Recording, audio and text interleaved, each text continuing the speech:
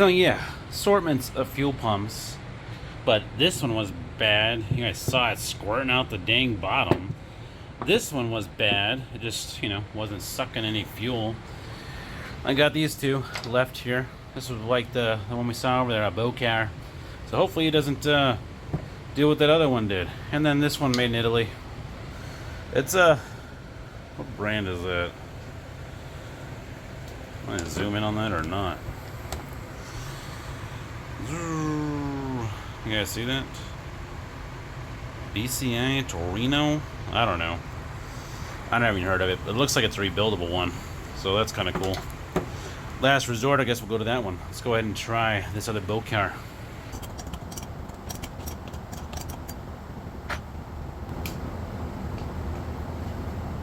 All right.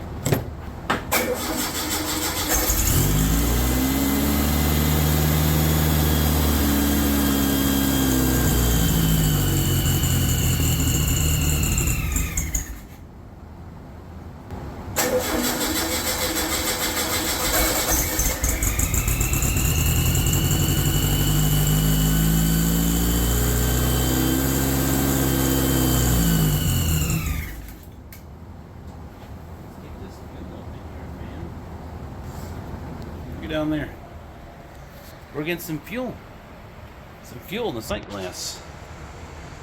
Yeah, it's definitely gonna need some tuning. That 20-minute break-in for the cam is, well, it's not happening yet. This is the problem with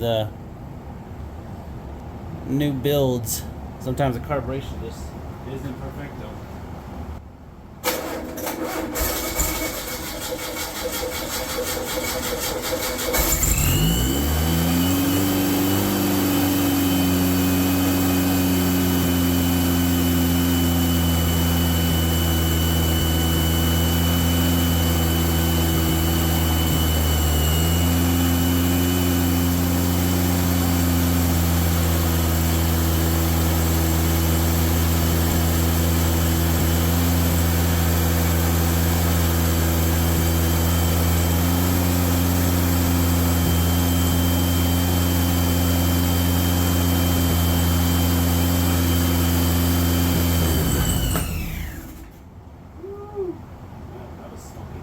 Guys, what's going on? It is the next day.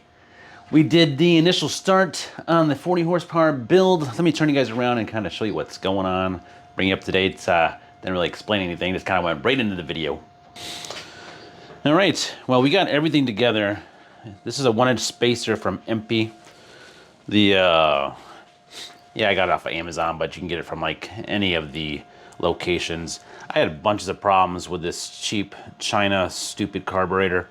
So I'm gonna have to get another one. You see that little thing right there? This little cap deal, where the heck that is. I had to pop that sucker back in there. It kept coming out. And yeah, it just wouldn't idle. My guess is it's either that or this crappy 009 distributor that I've been plagued with issues from the beginning of getting it. But I did get the fuel pump situation sorted. You can see I ended up getting fuel there. So before I continue to start and run the 40 horsepower build, which I end up killing my battery I don't know how many times, but it's charging now. I'm gonna go ahead and get a kit. CIP1 has a couple different kits with new coil, new carburetor, and distributor for about $300-400, and I said, why not? I'm gonna go ahead and do it. Everything else is good. I did have one heck of a time building oil pressure and ended up actually taking a break, going to the gym, coming back, trying again. Read through the forums on a bunch of different things. I was not getting oil even to the relief valve area here. So you can drop this out.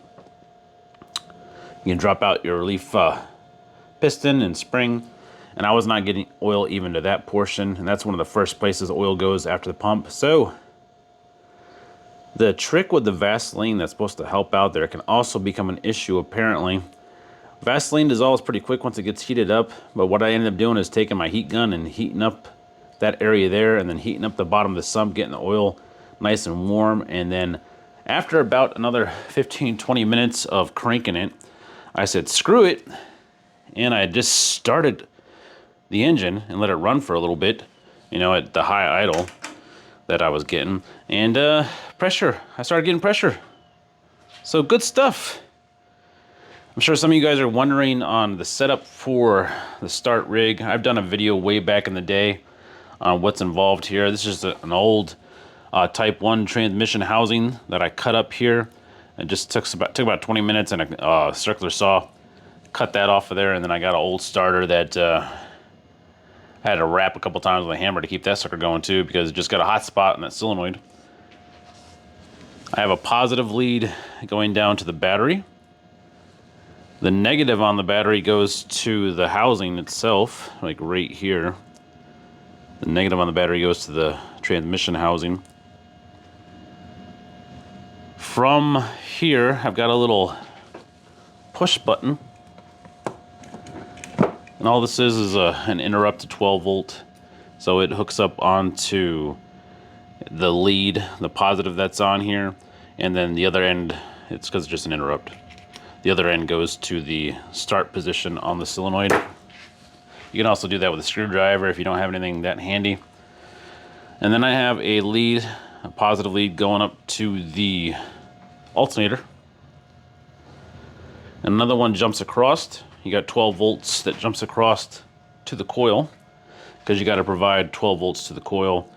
And then off the coil, one of the other spade positions off the coil goes to the idle cut solenoid. And then around here to the choke. But yeah, I think when you start getting too many hodgepodge aftermarket parts on your engine, like the 009 China made carburetor, made in Mexico, boat car fuel pump, which I never had one do what that other one did, which started leaking out the bottom. That was crazy how that started squirting out of there. But yeah, maybe there's too many non-German parts. I'm gonna order those, and then I'm gonna try again with the start and idle, and then see if we can get everything where it's supposed to be. But I will say that she sounded pretty good when she was running. Had that nice Volkswagen hum to it. But yeah, that's it for today. Say hi to Goose, guys. Hi, Goose. You got the whole back seat torn out. Whoa. Yeah, I had to steal the battery to start the 40 horsepower build. It felt good finally getting this bad boy running, getting it out there for you guys, finishing this build series up. I'm gonna do a compilation type video where it just kind of combines everything into one video, so you guys can watch that at some point. I don't know when that's gonna come out, but yeah, hope you guys are enjoying your weekend, enjoying your Sunday. I'm gonna try to get this video done today. It is Sunday, and then I'm going to the gym, and then I'm gonna play some pool and relax a little bit, because I'll tell you what, this bugger right here had me stressing out yesterday. Don't forget, we got a video coming up soon. Oh, crap. That landed right on my foot. Got these parts from JWClassicVW. Remember you guys saw it? We're going to be doing the upgrade to the shift coupler. This beauty right here is going in. But I got to do a little bit of welding on my shift rod. So that will be fun. Got to weld this sucker in there, so we can convert to this later model type shift coupler. That's gonna be a fun video, so be looking out for that one, guys. It's coming soon. It's a beautiful day down here. Hope you guys are enjoying your weekend. Get out in the garage, do some work, knock some stuff out. Appreciate all you guys that are subscribed. If you haven't subscribed yet, don't forget to hit down there, hit that subscribe, watch the videos. We've got a bunch of new ones coming. Some good stuff coming from Daryl too, and his massive, gorgeous, crazy engine that he's building. See you guys in the next video. This is Jason with JWClassicVW, and we are out.